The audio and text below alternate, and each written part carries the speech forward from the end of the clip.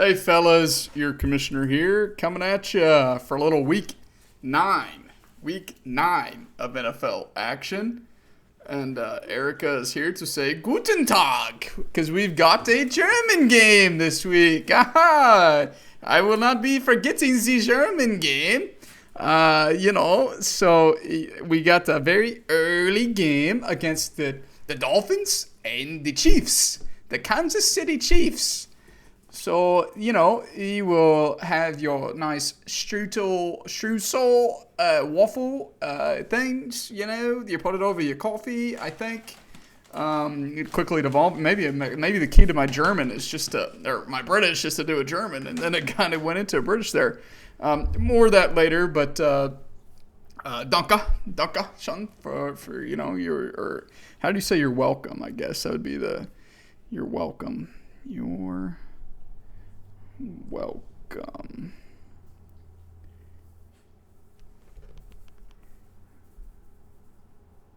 It's not telling me. Yeah. Gern geschehen? I don't know. So anyways, we'll get more. I'll give you more of that later in the video. Don't you worry about that. Just a little taste, a little preview of what's to come. Start off here, Hogs, obviously, game that didn't count, but still good to win. Beat number 3 Purdue in overtime, at home exhibition game. Oh, look, there's the cat. It's up on the fence. You see her?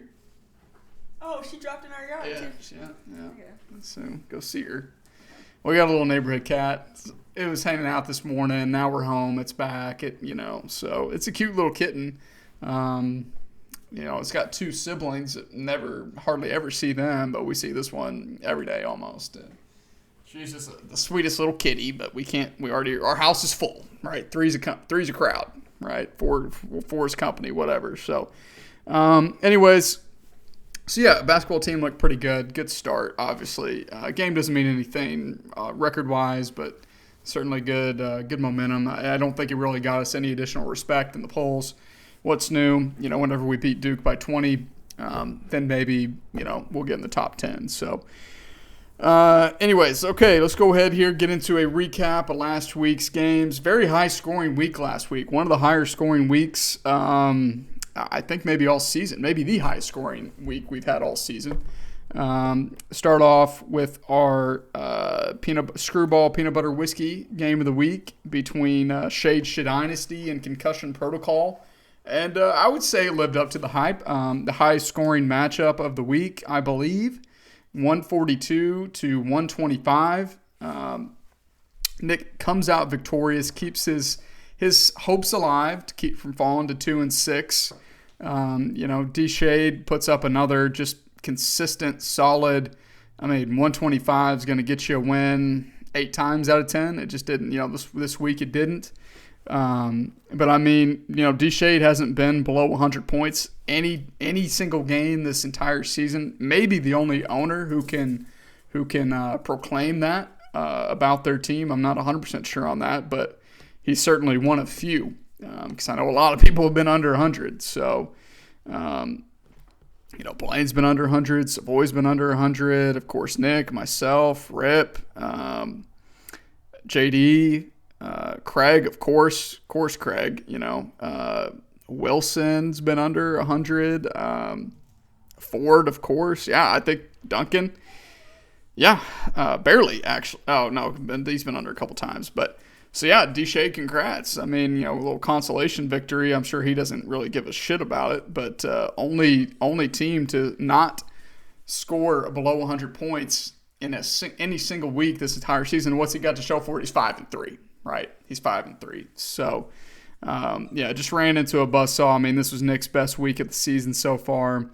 ETN just continues to be a monster. Waddle had his best game of the season. Osborne looked great. Ferguson, good game, got a touchdown. Wilson was solid.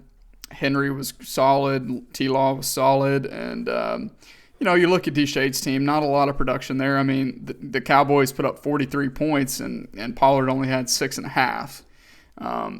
That's happened earlier in the year, too. The Cowboys somehow just beat teams so bad, but all their players don't get enough love. I think enough fantasy production. And Geno, it's going to be tough, I think, for D-Shade to win a championship. D-Shade's putting up 100 points every week. He's averaging about probably 120. And he's doing this with just a middle-of-the-road quarterback. Geno's best game this season has been 28 points. Other than that, he's been below 20 points and below 15 points pretty much almost every week. So just imagine how good D-Shade's team could be if he had an actual quarterback, Let him back in. What are you doing? He was crying out there. You might know, but you got to watch him if you're going to let him out. You can't just... I am not about to baby him. Well, then let him back in. Well, I'll go get him. See, now he's barking. I cannot right now. Look at him. Come inside, be quiet. Stop crying. Hey! No. That's what you get. You get a spanking. All right, so, and Kelsey, just a mediocre game.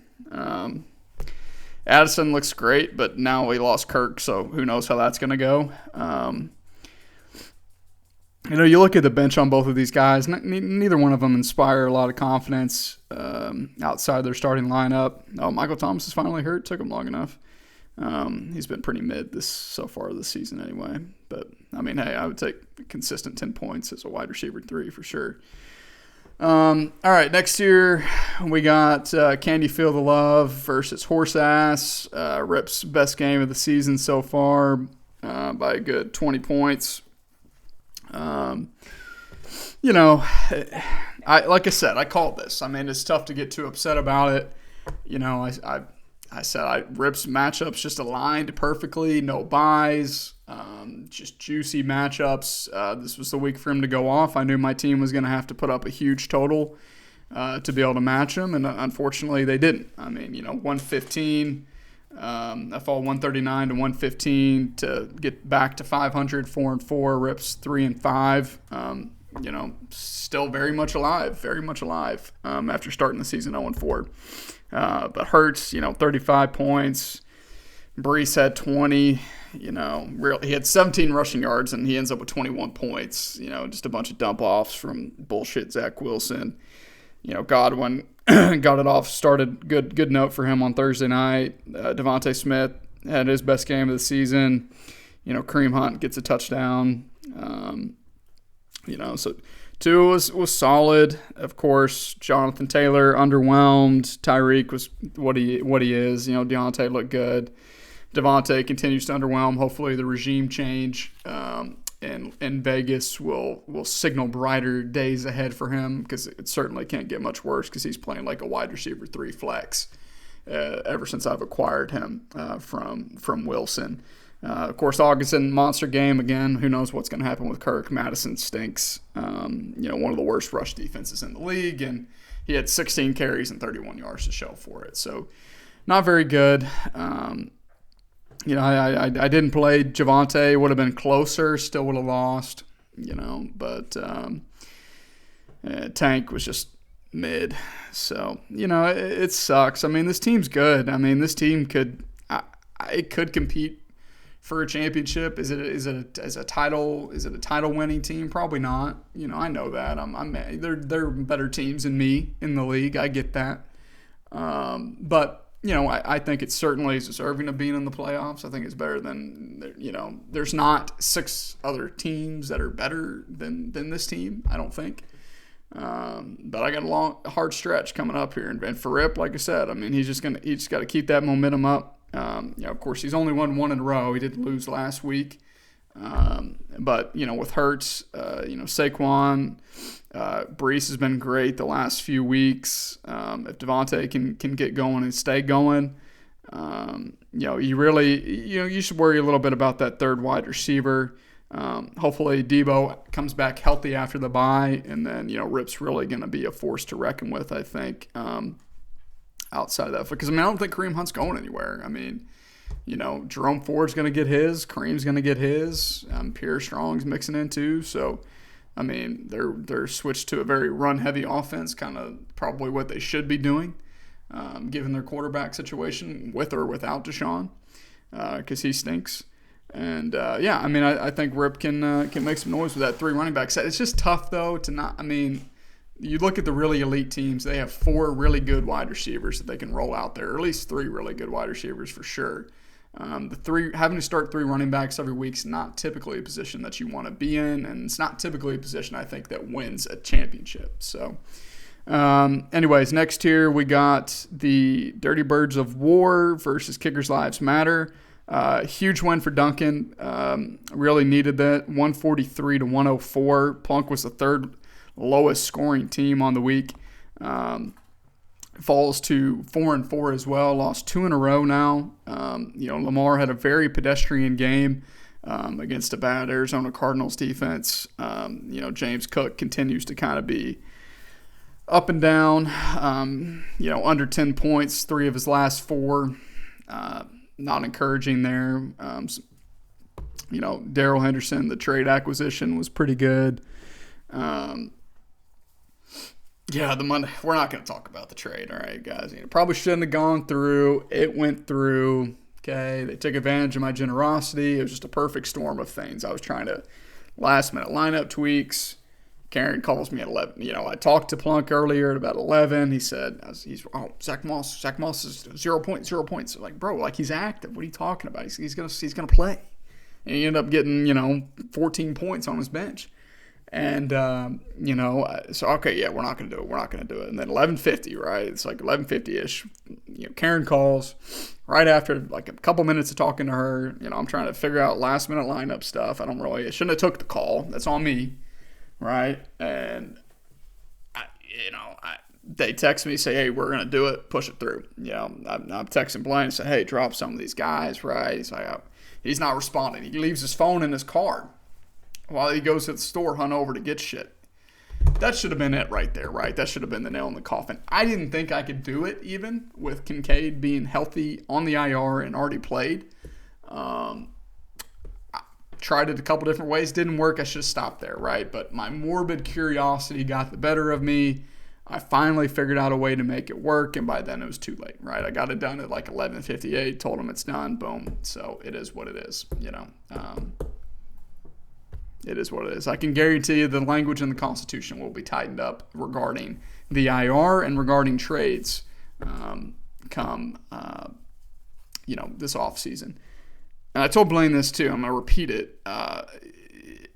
If you make a trade from like 11 to noon on Sunday morning, I'm not going to guarantee you that it's going to get done and get processed. So do that at your own risk. Please stop doing that. 2 out of the last 3 weeks, Blaine's done this to me. Been involved with this. Not really a fan of it.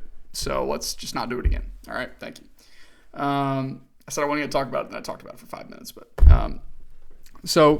Jamar had a great game, 10 for 100 and a tutty, right? Keenan was solid. Michael Pittman's great. Jonnu kind of turned back into a pumpkin. Drake London's been pretty good. Plunk's got some guys on the bench that could be playing. Kyler, he doesn't really need Kyler. He's probably not going to ever play Kyler over Lamar, but he's got him there for when has Lamar's bye already passed? I can't remember. I feel like it has. No, it has not. So he's got him in week 3. Maybe if Kyler plays, surely he'll play by then. And Achane should be back here in a couple weeks as well. That'll certainly bolster his running back room. Plunk will be fine. I think he's a playoff team, with the talent he has on his roster. He just doesn't really have a tight end that's going to be consistent, but he's got 4 pretty good wide receivers, two good running backs, a great quarterback. So, he'll be fine. And for Duncan, like I said, good to see, a little scamp, get a big point total on the board, get a win. Dak Prescott, obviously, I think D-Shade's kicking himself for cutting him earlier in the season because, ever since he's cut him, he had a dud week, right, and then the bye, but, he's far outperformed Geno Smith on the season, so that's why you don't play with, you don't play this game with your emotions, right? You don't want to be an emotional player. You got to separate your personal feelings for players or teams. And just look at the numbers. Look at the facts, right? Look at the facts. So Eckler looks like maybe he's rounding back into form. 23 points. Lockett, great game, 22 points. Kittle, monster, 25-point game. His best game of the season so far. 9 for 149. Najee was okay, right? 10.5 points. So, but again, his bench is not great, right? Jefferson should be back in a couple weeks. What's he going to look like without Kirk? Who knows, right? Who knows how that offense is going to look? So, anyway, good for good for Duncan. It was a big win for him to get to 500, and we love seeing Plunk lose. That's always fun. So. Next here we got the Swamp Donkeys and the Father Figures. Just another absolute beatdown by Blaine, 178-97.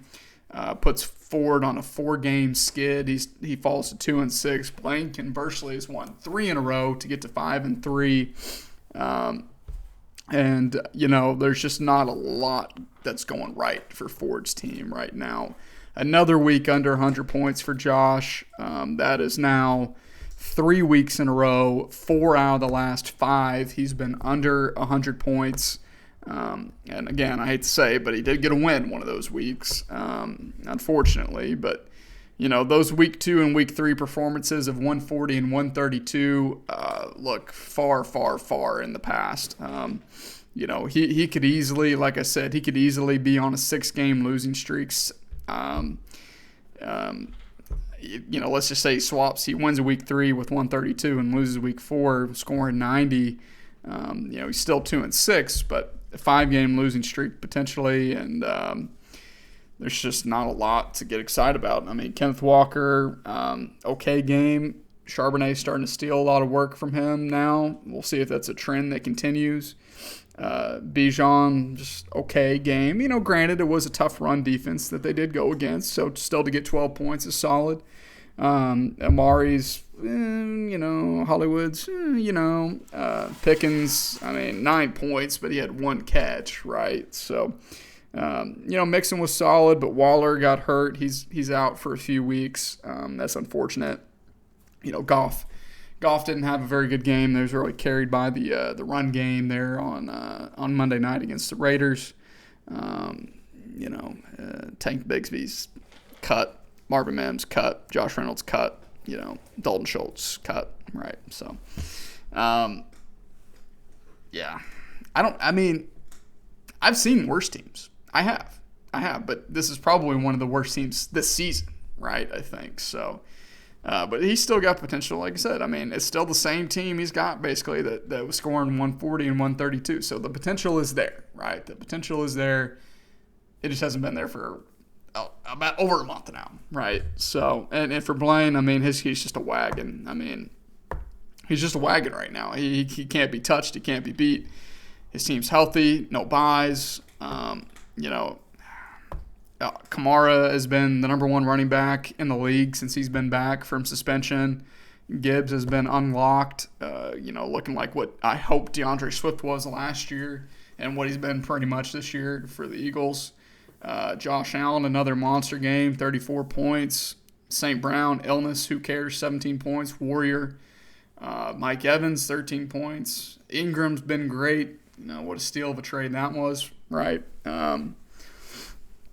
A.J. Brown's the best wide receiver in football these last 5 weeks. 33 points. Puka is the only guy under 16.8 points.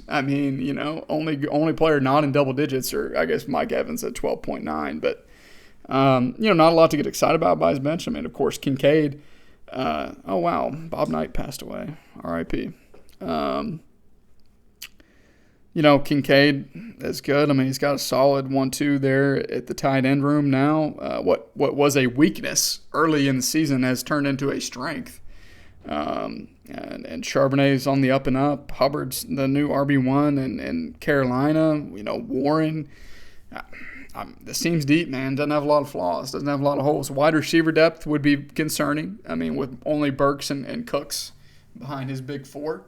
But as long as they stay healthy, Blaine's going to repeat. And I certainly hope this isn't a trend, where we never had any repeats, and then Plunk three-peated, and now Blaine's looking like he's on the course to repeat and maybe even three-peat next year. So that would be lame. But anyways, next year, Suave Olave suffers their second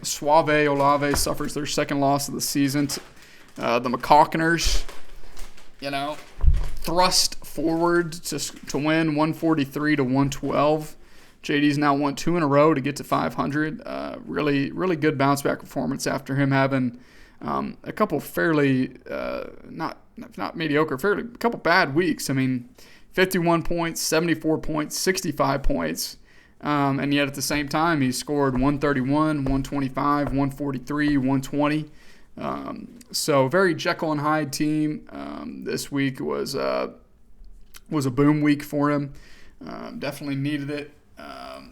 Herbert had a good game. I mean, 112 solid. I mean, an average week, you might get a win that week. You might not with 112. This certainly not this week. I mean, with what we had, 1, 2, 3, 4, 5 teams basically at 140 or 140 plus, rounding up for Rip. I mean, pretty good. He did lose Kirk Cousins to the IR, so we'll see how he bounces back from that. But Rachaad White's been pretty good. Of course, CeeDee Lamb had his best game of his career, not the season, his career, on Sunday. So there's nowhere to go but down for him. T. Higgins is solid. DJ Moore's been solid. And Njoku had his best game of the season. Downs has been really good, really good. But Joey B looks like he's back, so he's going to slot him right in. I forgot he had Joey B because he kept playing Kirk Cousins. But yeah, I mean, Joey Burrow looks back. Judy still in Denver, but got a touchdown, right? I mean, Judy and Gabe Davis, they're good, dart throws. He's got a fairly deep wide receiver room. He probably should try to flip one of those guys or two of those guys for maybe a better running back, but probably won't happen because Miles Sanders is done. I mean, he's done. And you look at Savoy, right? I mean, Terry had a good game. Andrews, solid game, right? He refuses to play Gus Edwards again and again and again and again.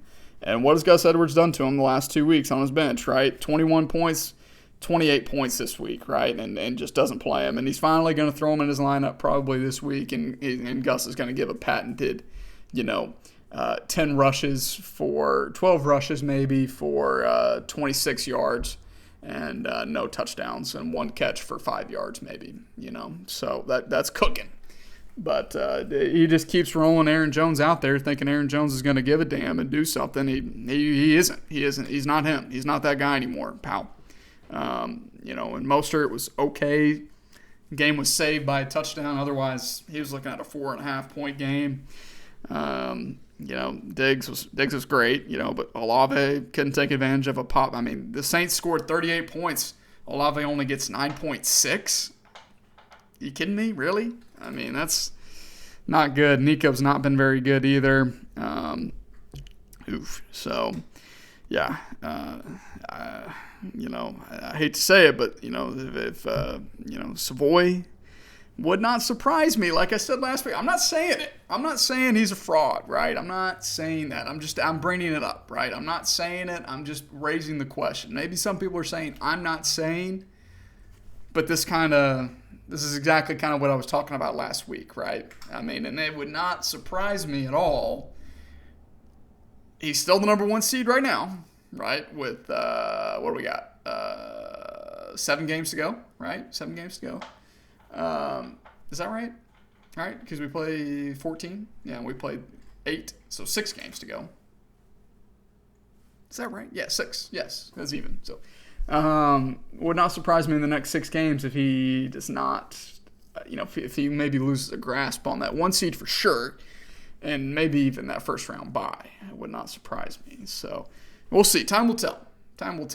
All right, here, and then our final matchup features our back-to-back dog shit, throw up all over themselves, piss on themselves, embarrass their family, embarrass their animals, embarrass their girlfriend,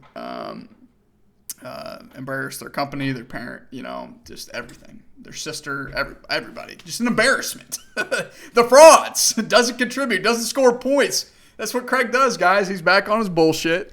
84 points. I think, back-to-back weeks now below 90 points for old Craig. Back-to-back 84-point games, really.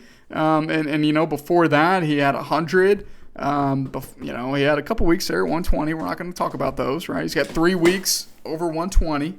And then if he's not scoring over 120, he's basically scoring less than 85. So he's got 3 games at 85 or less, 84 or less. And then he's got 1 game at 100 and 3 games at 120 plus. So, talk about floor-ceiling team. Am I right? Am I right?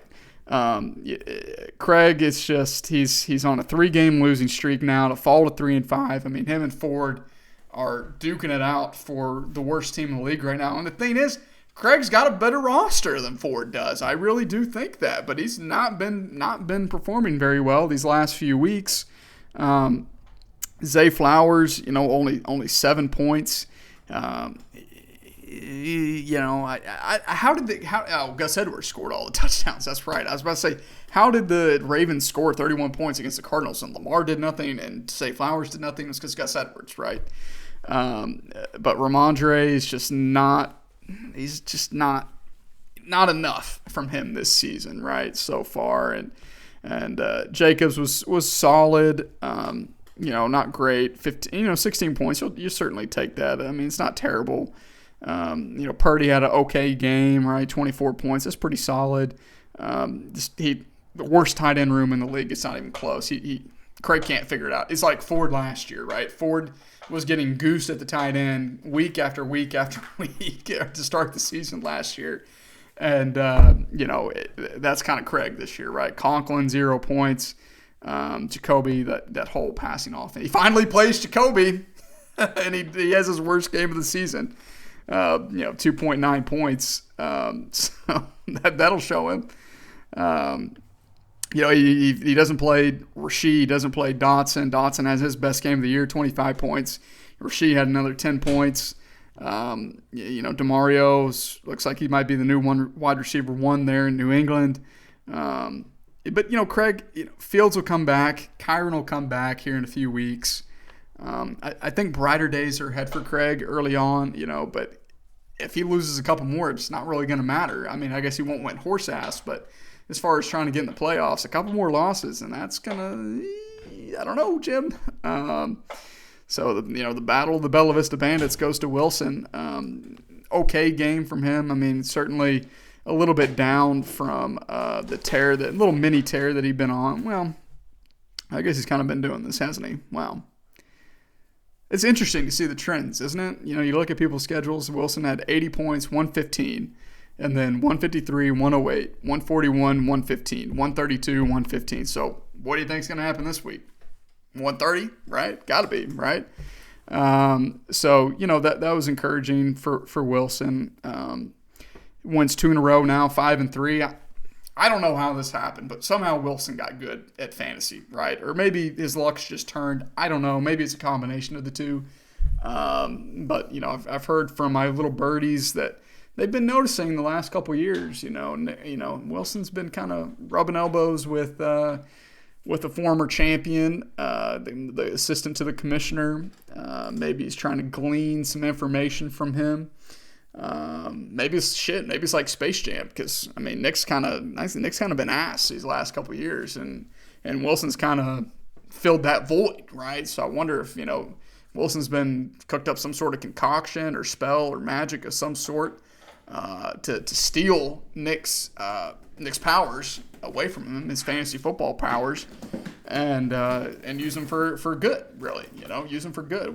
I certainly wouldn't be opposed to it. So Wilson's fun to see. It's fun to see new blood up there at the top. Unfortunately for him, he did lose Kendrick Bourne to a torn ACL. Cup's been bad these last couple weeks, but I'm sure he'll bounce back. Maybe, who knows, with Stafford. Laporte has been a beast for him. I would have loved to still have him, but it is what it is.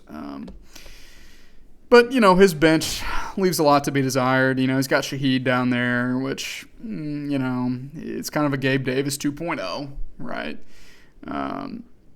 If Thielen's good, though, Hopkins, 4 catches, 3 touchdowns, right? Devontae Foreman turned back into a pumpkin. That's where you really get worried, right? Is the RB2, right? The RB2's not a lot there for him until James Conner comes back and Khalil comes back, maybe.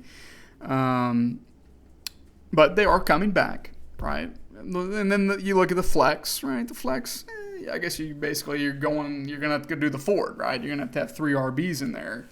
Khalil, Connor, and Swift, maybe Shaheed, maybe you get lucky, maybe you don't, right? So, but whatever, good for Wilson. He'll worry about that when he worries about it. So, we had a pretty slim. Will Levis was the big pickup this week. 26 to Ford, beat out the next closest guy by 20 fab.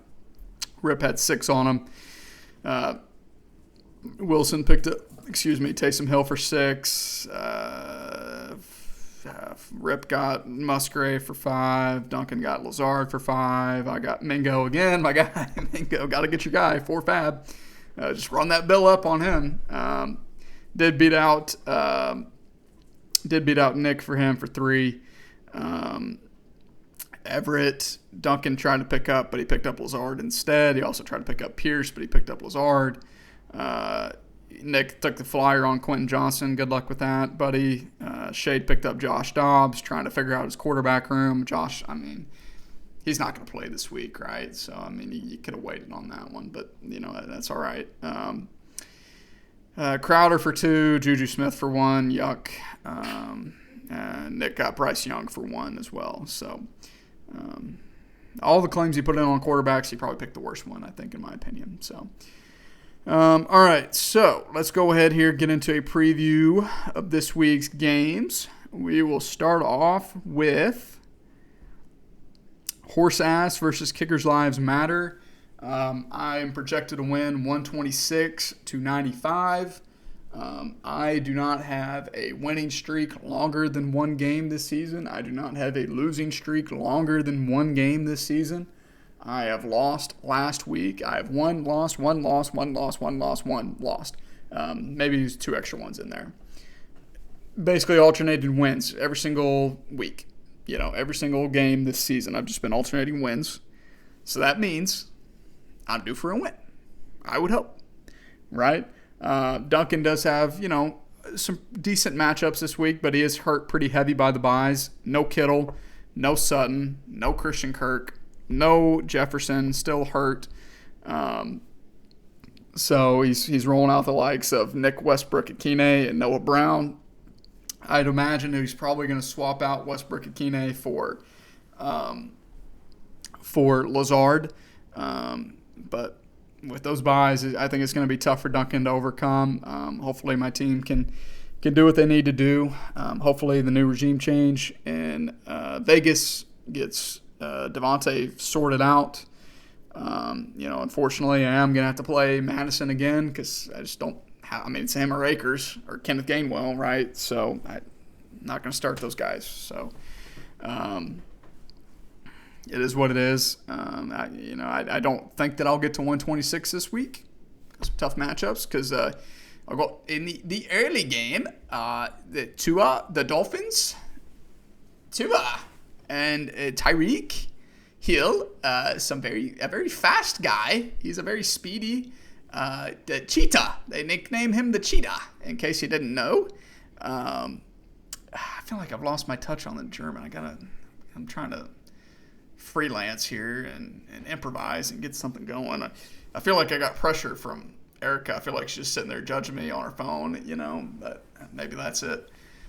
So, yeah, no, that's Russian. Give it to it, yeah. And now I'm Doja Cat, right? So, this off the rails. Playing in Germany. Frankfurt, Germany.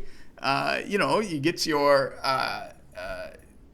Wiener Schnitzel and your Lederhosen and get a big stein of beer.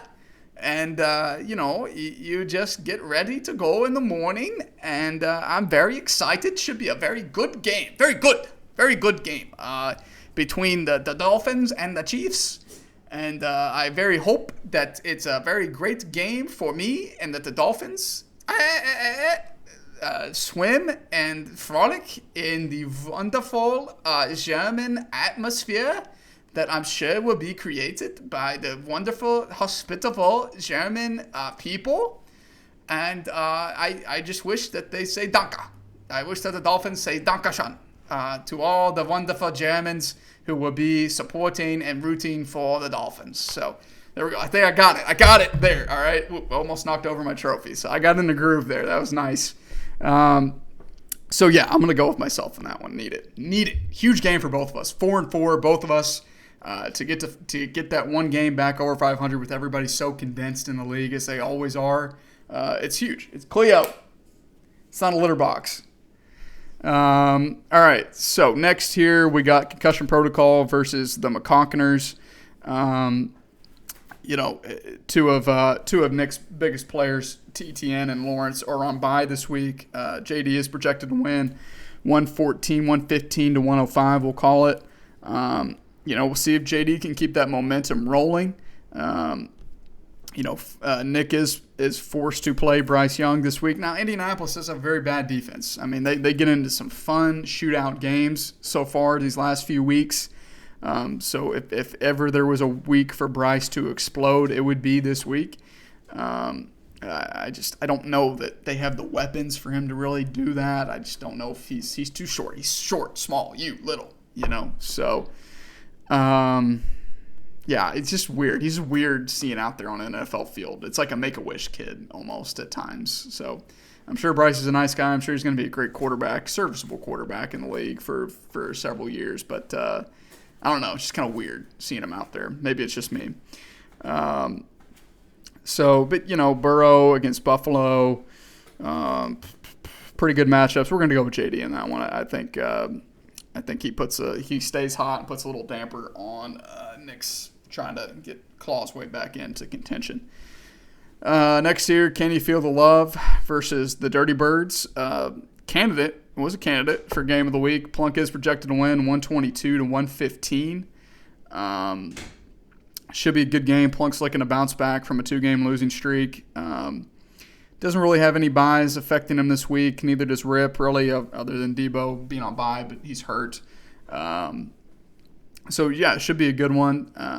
Curtis Samuel maybe won't play. Saquon was limited practice today. That's a nothing thing. Wednesday reports mean nothing anyway. Wednesday injury reports mean nothing. So really that, as so often happens, I mean, however the Eagles game goes, that's pretty much how Rip's team goes. So, but I think,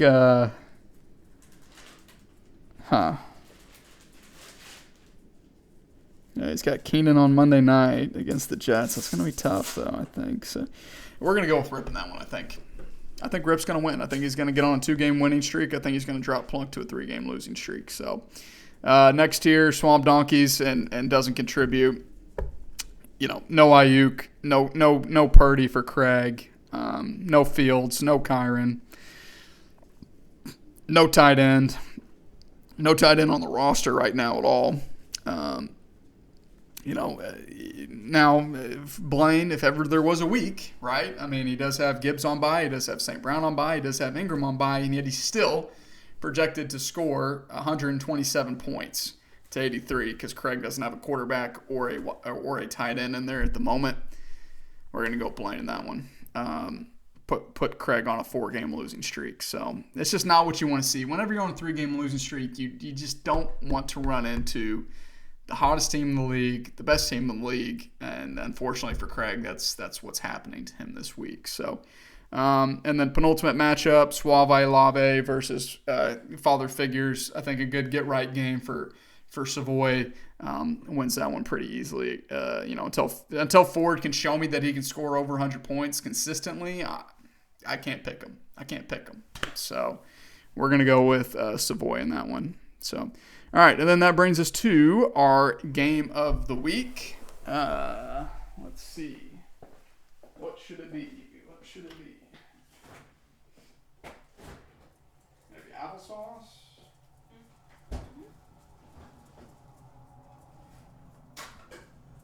Spoilers.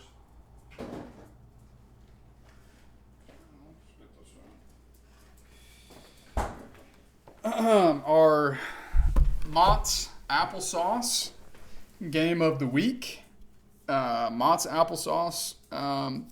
The Mott since 1842. Wowzers. That's a long time for a company to be in business making applesauce. Ingredients here is pretty small. Apples, high fructose corn syrup, which is sugar basically, water, and some ascorbic acid, which is vitamin C. Natural separation may occur, so it says stir well before enjoying. I don't think I've ever stirred this before enjoying, and I've still enjoyed it, right? So, I think that's just a crock of shit. They got to put on there, right? Crayola? What's a Crayola? Oh, Crayola's right there. Okay. So you can win a little sweepstakes, $550K in tuition. Wow, how about that? Just fruit and applesauce. It's made from 100% real fruit.